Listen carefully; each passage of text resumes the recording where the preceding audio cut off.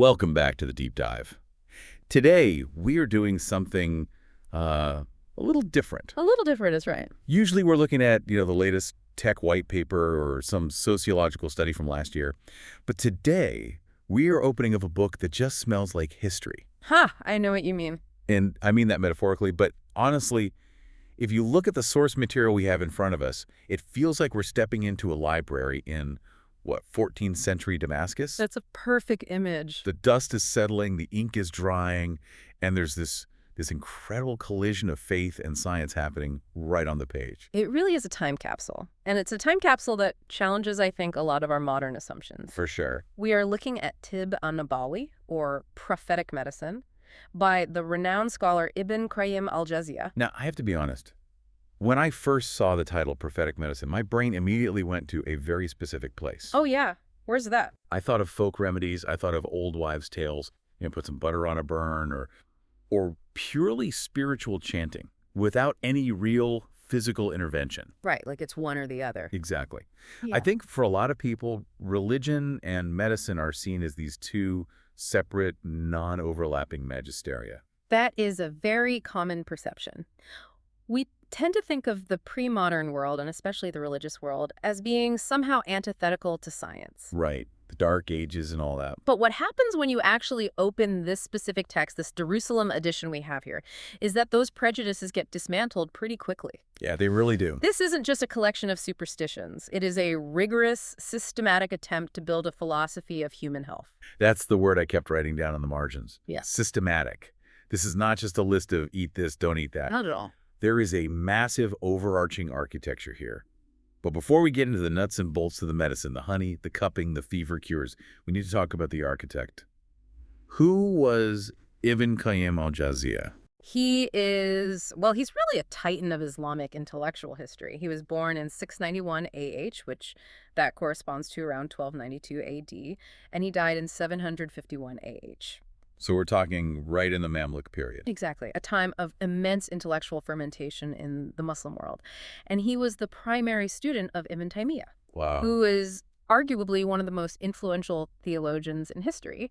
So Ibn Qayyim's background isn't medical school in our modern sense. His background is high-level theology, jurisprudence, and spiritual psychology. Right, he's a devout worshiper, as the intro to the book describes him.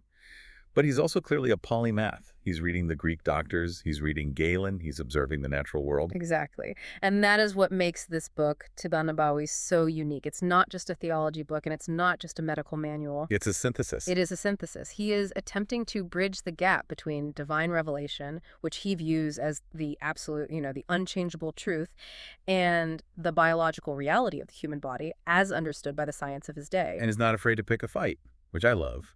Oh, not at all. We're going to get into this later, especially with the fire debate, but he essentially looks at the medical establishment of his time and says, you guys are wrong, and here's the logic why. He does. He respects the medical tradition. I mean, he quotes Galen and Hippocrates frequently, but he never treats them as infallible. He filters everything through two lenses: the lens of revelation and the lens of rational logic. And that's really our mission for this deep dive, isn't it? I think so. We want to understand how this text bridges that gap between the metaphysical destiny, the soul, faith, and the physical bile, digestion, and fevers. It's a theory of everything for the human body. It really is. Yeah. So let's start where he starts, the anatomy of disease. But he doesn't start with germs or bacteria. No. He starts with a division that completely reframes what it means to be sick. This is fundamental. If you miss this first step, you miss the whole philosophy. Ibn Qayyim categorizes disease into two very distinct types: disease of the heart and disease of the body.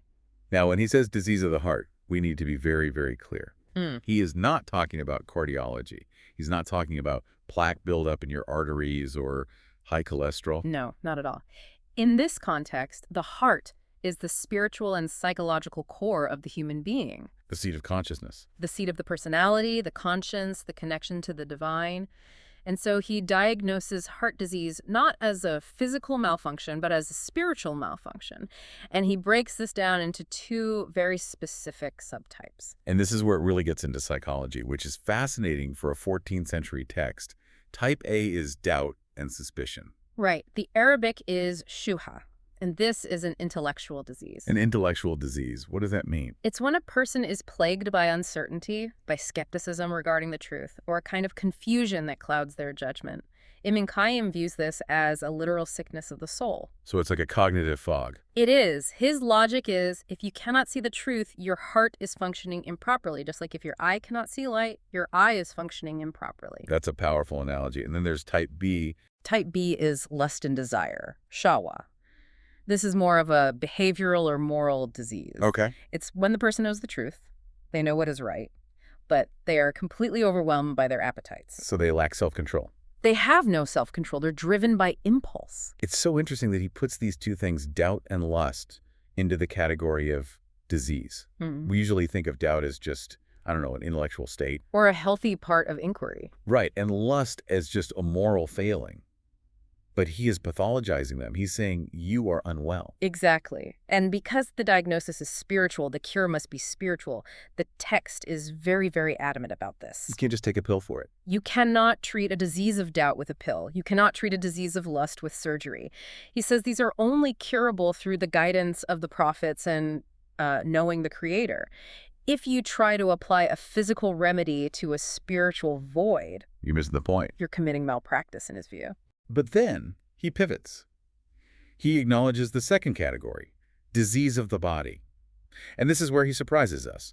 You might expect a theologian to just say, well, just pray away the fever.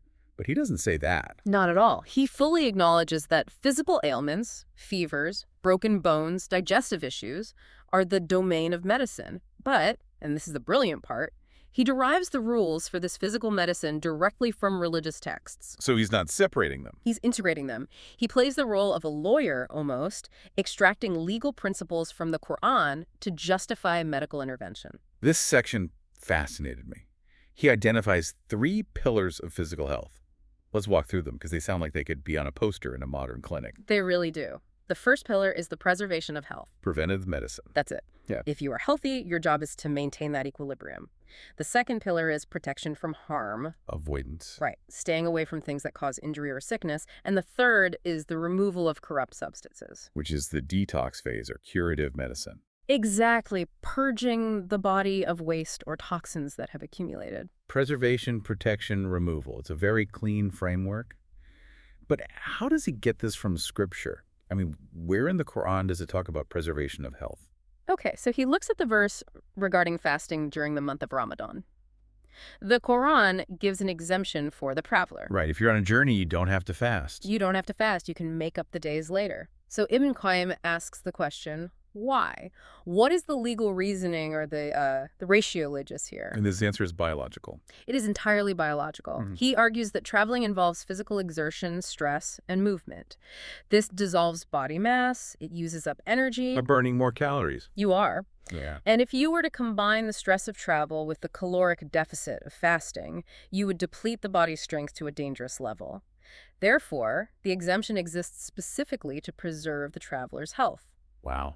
God enacted a law to ensure the body wasn't broken. That is such a sophisticated reading. He's seeing the physiology behind the theology. He's not just taking it at face value. He's not. And he does the same thing for removal of harm. He cites the famous louse incident during the Hajj pilgrimage. I love this story because it's so gritty and real. We have a man, Ka'b bin Ujra, who is in the middle of this sacred ritual. The state of ihram. Where you are forbidden from shaving your head. Yeah. But he is suffering. He is miserable. The text says lice are literally scattering onto his face. The prophet sees him in this state and asks, "Are your pests troubling you?" Which is a very gentle way of putting it. Yes. And the man says yes.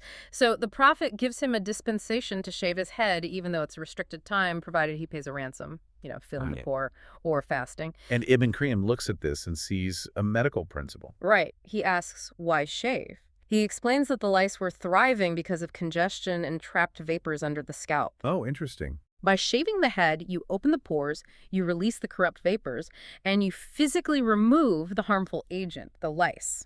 So the principle is, when a corrupt substance or harmful agent is present, the religious law bends to allow its removal. The health of the body takes precedence over the ritual restriction. It does. And finally, protection from harm. He finds this in the rules of ablution. or wudu. The washing before prayer. Yes, you're supposed to wash with water before prayer. Yeah. But if you are sick or if it's freezing cold and using water would cause hypothermia or worsen your illness. Which could definitely happen in a cold climate. Absolutely. The Quran allows you to use tayammum wiping with clean soil instead. So avoiding the water is avoiding the harm. Exactly. The law is designed to protect the body from external aggressors like extreme cold. So Ibn Qayyim builds this triad: preserve strength, remove toxins, protect from injury. He is showing that the entire structure of the faith is, in his view, designed to facilitate physical well-being. This leads us into the deepest philosophical water in the book. Yeah. And honestly, this is the part that I think trips people up the most, even today. Oh, yeah. The conflict between destiny and medicine. The problem of qadar, divine decree. Right. The logic is simple, and it can be paralyzing. If I believe in an all-powerful God who decrees everything, then my sickness is a decree from God. It's his will. So, why fight it? If I take medicine, am I trying to fight God? Am I saying, no, God, I don't want this sickness you gave me? Doesn't that show a lack of trust or tawakkul? It's the fatalistic trap. If God wants me to die, I die. If he wants me to live, I live. Why bother with the doctor? And people still make this argument. They do. And Ibn Qayyim just destroys this argument. And he does it with such elegance. He uses what we can call the repelling argument. Walk us through this. How does he reconcile what seems like a massive contradiction? Okay, so he says, yes, the illness is a decree from God. That is true. He accepts the premise. But the medicine, Without it. that is also a decree from God.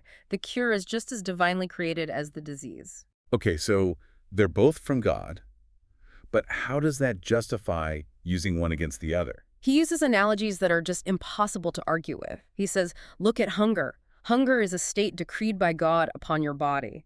When you are hungry, do you sit there and say, well, God decreed this hunger, so I shouldn't eat? No, of course not. You eat, otherwise you starve. Exactly. And by eating, what are you doing? You are repelling the decree of hunger with the decree of food. You're using one part of God's creation to counteract another part of God's creation. Precisely. I love the thirst analogy, too. Same thing. Thirst is a decree. Water is a decree. You repel the thirst with the water. You repel the cold with the decree of warm clothes. Right. Ibn Qayyim argues that medicine is exactly the same. You are repelling the decree of illness with the decree of the remedy. It is not an act of rebellion. It is an act of obedience to the laws of cause and effect that God himself established. It's essentially saying that God created the system, and using the tools within the system is part of the plan. It's not cheating the system. It is the system. In fact, he goes further. He argues that tawakkul, true trust in God, is not checking out of the process. It's not passivity. No. True trust is taking the action, taking the medicine, and then trusting God for the outcome. If you don't take the medicine, you aren't trusting God, you're just being negligent. He grounds this in the prophet's own life, too, right? It's not just abstract philosophy. No, for him, this is the slam dunk argument. It's historical fact. The Prophet Muhammad took medicine. He hired doctors for his companions. He prescribed remedies. So the logic is undeniable. If the man with the highest level of trust in God, the Prophet himself, took medicine, then taking medicine cannot possibly be contradictory to trusting God. It's case closed. For him, it is. There's a quote here that I think is the most hopeful sentence in the entire book. The prophet said, God has not sent down a disease, except that he has also sent down its cure. This is the every disease has a cure principle. Think about the implications of that for a moment. It means there is no such thing as a hopeless case. Right. It implies that the word incurable is just a temporary label. It just means we haven't found the cure yet. That's all it means. Ibn Qayyim interprets this to mean that the cure exists physically in nature, in plants, in minerals, in chemistry. It frames the entire medical enterprise as a treasure hunt. I love that. A treasure hunt. The answer is out there. It validates research. It tells the scientists, don't give up. The matching key for this lock exists. Go find it. That is a powerful motivator. It turns medicine into a religious duty of discovery. It does. So we've established that we can and should use medicine. Now we need to look at how Ibn Qayyim understands the body. We are stepping back into the 14th century now. We need to talk about humors. Yes. And we have to suspend our knowledge of germ theory for a moment. Put it on the shelf. Put it on the shelf. Ibn Qayyim is operating on the instinctive versus intellectual model of medicine. Okay, what's that? Instinctive medicine is what animals have. They know to drink water when thirsty. They know to rest when tired. It's just baked into their biology. Exactly. Intellectual medicine requires reflection, observation, thought. And his intellectual framework for that is the humoral theory. The classic four humors. Heat, cold, moisture, and dryness. The theory is that health is the perfect balance or equilibrium of these qualities in the body. And disease is an imbalance. Disease is simply an imbalance. If you have too much heat, you might have a fever or inflammation. If you have too much cold and moisture, you might have, phlegm or lethargy. The goal of the doctor is to restore balance, usually by applying the opposite. Treat heat with cold.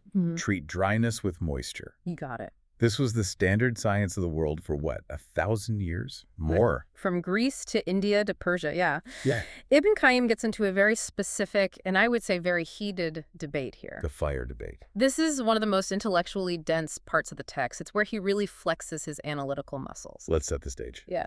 The doctors of his time, the medical establishment, were arguing that the human body literally contains the element of fire. Right. Their logic was pretty straightforward. They looked at the body and said, it's warm, blood is warm, life is warm. Life is heat. What is the source of warmth? Fire. Therefore, there must be a part of fire, or the actual element of fire, mixed into the human composition. It seems like a logical deduction. If I feel a hot radiator, I assume there's hot water or steam inside. If I feel a hot body, I assume there's fire inside. It seems logical, but Ibn Qayyim absolutely rejects this. He goes to war against this idea. He argues that humans are created from earth and water, essentially clay, mud, soil. He insists there is no elemental fire in the human being. Why is this the hill he's willing to die on? Why does this matter so much to him? It matters for two big reasons. One is theological, which we'll get to, but the first is purely logical and scientific based on the physics of his time. Give us the chemistry argument. He uses the argument of mutual exclusivity. He says, think about the nature of fire and the nature of water. Fire's nature is to consume moisture. And water's nature is to extinguish fire. Exactly. They are opposites, Ibn Qayyim argues. You cannot have these two opposites existing in a stable compound. If you had actual elemental fire inside the body, it would consume the fluids. It would dry out the blood and the lymph. We'd be desiccated. We would, but humans are wet creatures. Yeah. We stay hydrated for 70, 80 years. If there was a fire inside, we would burn up and dry out. That's a really good point. You can't keep a fire burning inside a bucket of water. It doesn't work. It doesn't work. He argues that body heat is an accident or a quality, not a substance. What's the difference? A substance is a thing, an element. A quality is a property of a thing. He compares it to fermentation or putrefaction. You can have a compost pile that gets hot. Is there a fire inside it? No, it's a chemical reaction. Right. It's a chemical reaction generating heat. He was basically distinguishing between combustion, which is fire, and metabolic heat. That is a crucial distinction. And then he uses the physics argument about movement. The ascending versus descending argument. This one is also really clever. He says, look at the nature of fire. What does it do? It goes up, flames ascend. It's light, it's ethereal. What is the nature of earth? It goes down, it settles. He says, now look at the human body. It is heavy, it is grounded. If you jump, you come down. When you die, you don't float away, you sink. So our nature is earthly. This proves, in his mind, that our dominant element is earth, not fire. If we were made of fire, our nature would be volatile and upward moving. And this connects back to his theology, right? Yeah. Because in Islamic tradition, there is a creature that is made of fire. Yes. The jinn, and specifically Satan, or Iblis, are created from smokeless fire. Adam, and by extension humans, are created from clay, which is earth plus water. So he needs to maintain that separation. He wants to maintain that strict separation. He doesn't want to blur the lines between the chaotic, fiery, arrogant nature of the devil and the humble, grounded, stable nature of the human. By proving medically that humans don't contain fire, he reinforces the anthropological distinction. We are mud. Humble, stable mud. It's amazing to see him use physics to defend a theological point. It shows that he viewed all truth as interconnected. He really did. For him, a bad medical theory wasn't just bad science. It was a contradiction to the truth of creation itself. So we are these earthly, watery vessels. How do we keep the vessel from breaking? This brings us to prevention. And Ibn Qayyim points the finger at one specific organ. Oh, yeah. The stomach. The vessel of the stomach. Yeah. He is ruthless about this. He identifies the stomach as the absolute root of almost all physical illness. And he says the worst thing you can do is introduce food into the stomach before the previous meal is digested. Basically, snacking is the enemy, or just constant grazing. But he focuses heavily on quantity. And he quotes the famous rule of thirds. A human being fills no vessel worse than his stomach. That's the quote. That's the one. Okay. The prescription is 1/3 for food, 1/3 for drink, and 1/3 for air, for breath. That third for air concept is something I think we completely ignore. We usually fill the stomach until we feel full, which means we pretty much filled the air gap. Exactly. If you feel full, you've probably overeaten by Ibn Qayyim's standard. He explains the mechanism behind it.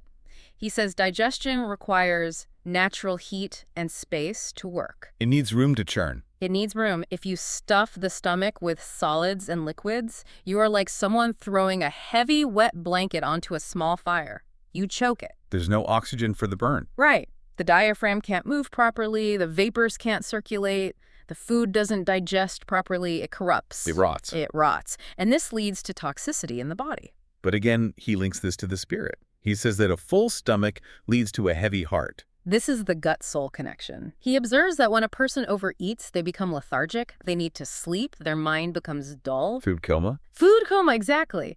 And spiritually, they become lazy. They don't want to pray, they don't want to read, they don't want to help others. So gluttony isn't just a physical health risk, it is a spiritual narcotic. It numbs you to your higher purpose. That is a searing indictment of the post-Thanksgiving dinner nap. It really is. He advocates for eating only when there is true hunger and stopping before you are completely full. It's the original caloric restriction diet for longevity, but with a spiritual motivation. So diet is the first line of defense. And this informs his entire hierarchy of medicine. We have this section on simple versus compound medicines. This is very interesting sociologically. He contrasts the simple civilizations with the compound civilizations. He talks about the Bedouins and the Arabs versus the Romans and Greeks. He says, look at the Bedouins. Their life is simple. They eat simple foods, dates, milk, meat, maybe some barley, single ingredients. Unprocessed. Very. And because their diet is simple, their bodies are simple, their illnesses are single nature illnesses. So they can be treated with simple medicines, a specific herb, or a dietary change. And then he looks at the city dwellers. The Romans, the Greeks, the urbanites. He says their diet is complex, they mix flavors, they use sauces, they eat many different things at once. Because their intake is compound, their diseases become compound. Complex dinners lead to complex diseases. That's it, exactly. And therefore, they require compound medicines, pharmaceutical mixtures, complex drugs to match the complexity of the disease. But Ibn Qayyim is very wary of this. He thinks the city approach is inferior. He has a hierarchy of treatment, right? Yes, and it's a hierarchy we are returning to today in functional medicine. Step 1, treat with diet. If you can fix it by changing what you eat, do not use medicine. Food as medicine. Step 2, if diet fails, use simple medicines, single herbs, honey, things like that. Step 3, only if absolutely necessary, use compound drugs.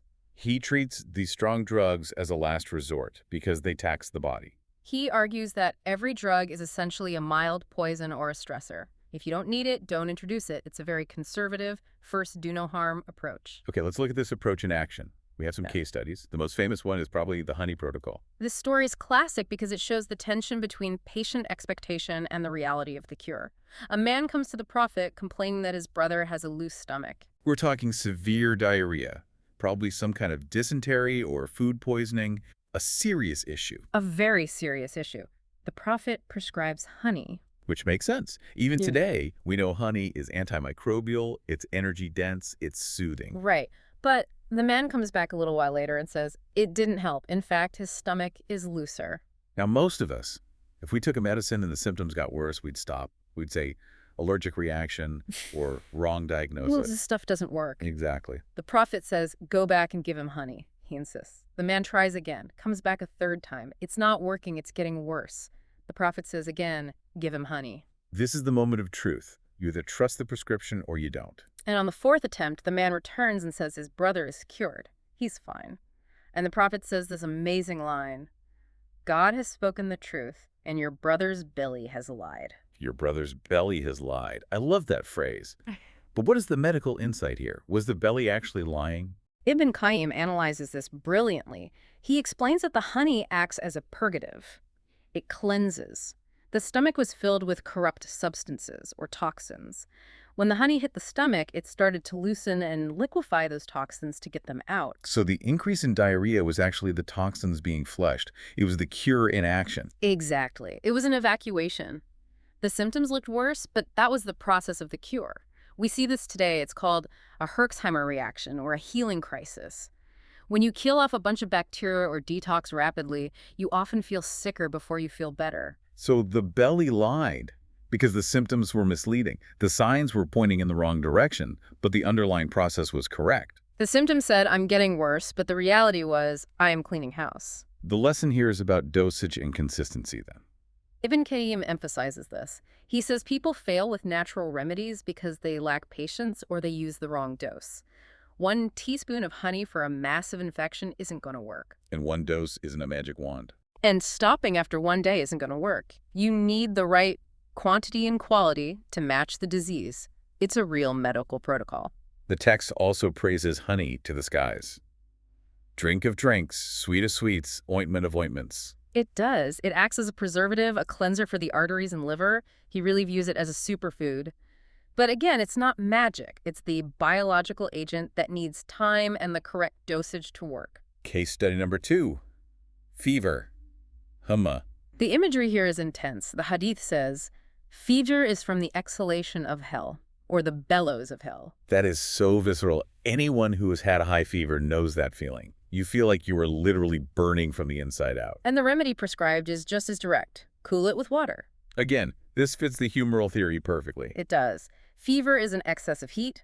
Water is cold. It's the law of opposites in action. But there's a lot of scholarly discussion in the text about which water. Right. Some people say it has to be Zamzam water, the holy water from Mecca. And Ibn Qayyim addresses this.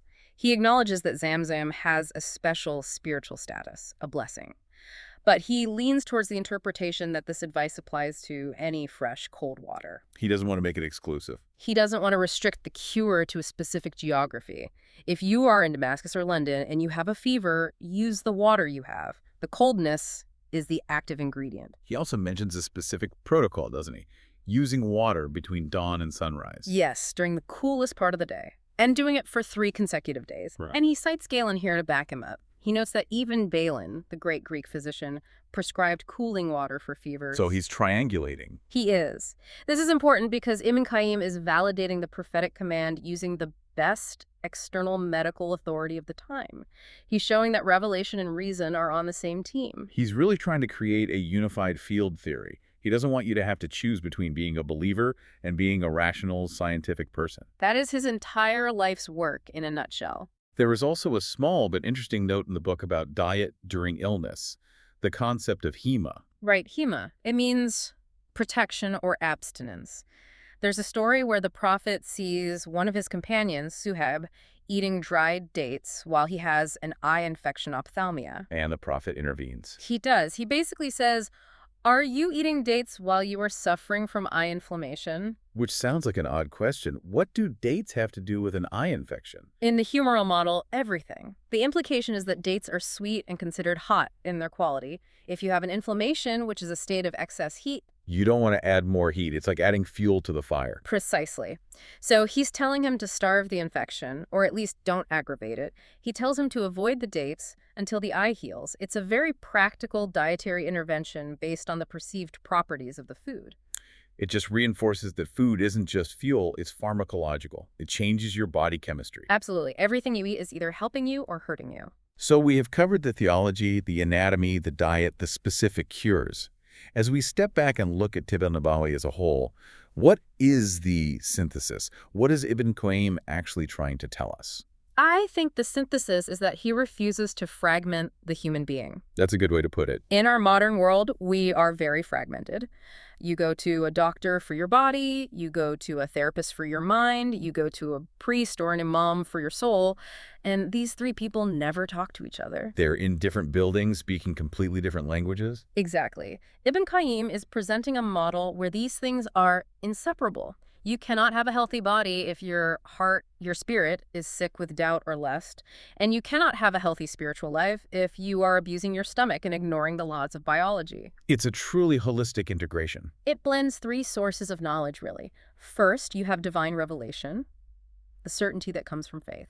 Second, natural instinct, listening to the body's signals like hunger and thirst. And third, Logical deduction, using the intellect to observe, experiment, and derive cures. and he demands that we use all three. He doesn't let us off the hook by just using one. He essentially says, trust in God, but tie your camel. Right. Take the medicine, but know the ultimate cure comes from the Creator.